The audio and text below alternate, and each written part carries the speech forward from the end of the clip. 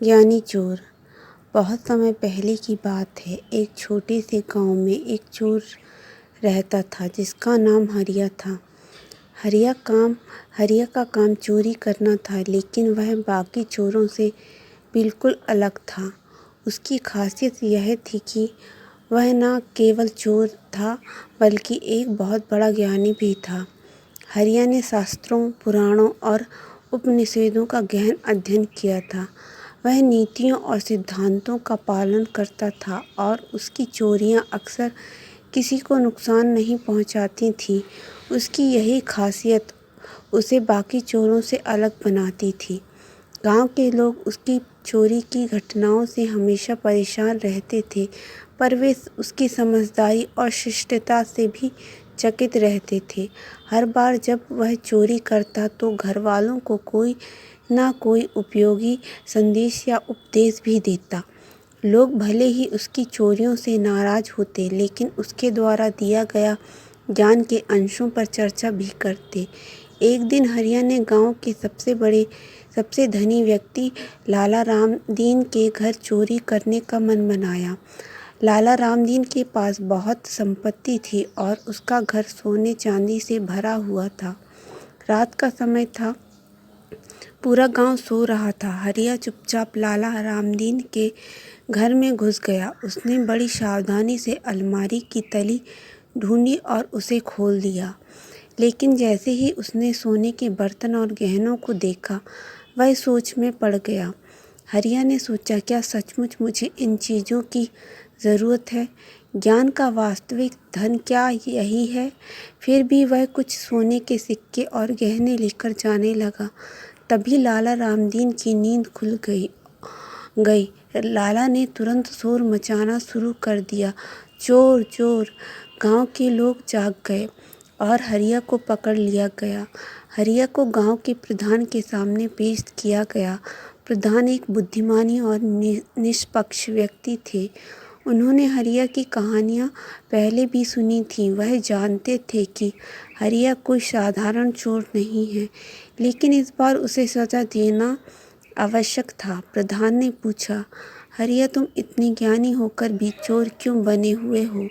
तुम्हारे पास इतना ज्ञान है, फिर भी तुम चोरी करने में लगे हो।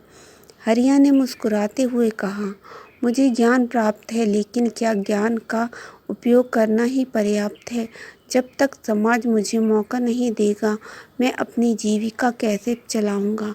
मैं चोरी करता हूँ पर किसी का अहित नहीं करता। मैं सिर्फ उतना ही लेता हूँ जितना मुझे ज़रूरत है और बदले में लोगों को कुछ ज्ञान दे जाता हूँ। प्रधान ने गहरी सांस लेते हुए कहा, लेकिन हरिया, चोरी करना गलत है, चाहे तुम कितने भी ज्ञानी क्यों न हो। समाज के नियम और कानूनों का पालन करना सभी का कर्तव्य है। तुम्हारा ज्ञान तभी सार्थक होगा जब तुम सही मार्ग पर चलोगे। हरिया ने सिर झुका लिया। आप सही कह रहे हैं प्रधान जी, लेकिन क्या आप इस समाज में मेरे लिए कोई ऐसा काम सुझा सकते हैं जहां मेरा ज्ञान और मेरी बुद्धि का सही उपयोग हो सके? प्रधान को हरिया की बातों में सच्चाई दिखी। उन्होंने सोचा कि हरिया जैसे व्यक्ति को सजा देकर सुधारने के बजाय उसकी बुद्धि का उपयोग समाज के हित में किया जा सकता है। प्रधान ने गांव के सभी लोगों को बुलाया और हरिया की बातों को सभी के सामने रखा।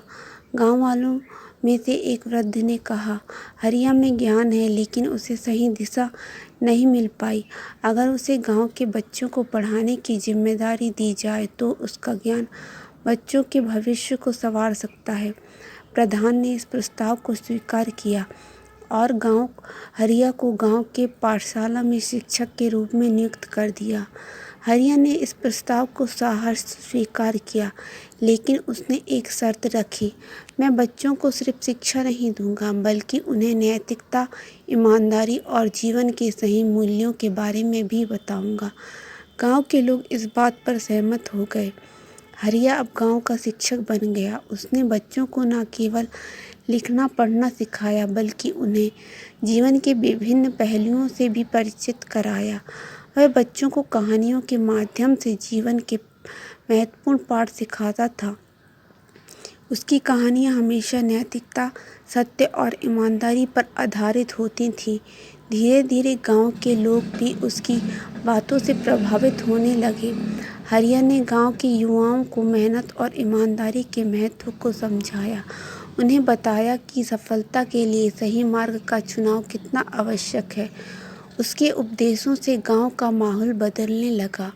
चोरी, धोखा और कपट जैसी बुरी आदतें गांव से समाप्त हो गईं। हरिया ने अपने अनुभवों के माध्यम से यह समझाया कि केवल ज्ञान होना ही पर्याप्त नहीं, बल्कि उस ज्ञान का सही समय और स्थान पर उपयोग करना ही सबसे महत्वपूर्ण है। उसने यह भी बताया कि जीवन में सही मार्ग चुनना कितना आवश्यक होता है, चाहे परिस्थिति कितनी भी कठिन क्यों न हो। हरिया की शिक्षा और उसके जीवन में बदलाव ने गांव को एक नई दिशा दी। जो गांव कभी चोरी और कपट का शिकार था, वह अब ईमानदारी और नैतिकता का उदाहरण बन गया। गांव के बच्चे अब सिर्फ अकादमिक ज्ञान में नहीं, बल्कि जीवन के सभी पहलुओं में श्रेष्ठ बनने लगे। हरिया ने गांव के लोगों को यह संदेश दिया कि कोई भी व्यक्ति चाहे कितना भी गलत मार्ग पर क्यों न हो, अगर उसे सही दिशा दी जाए तो वह समाज के लिए एक आदर्श बन सकता है।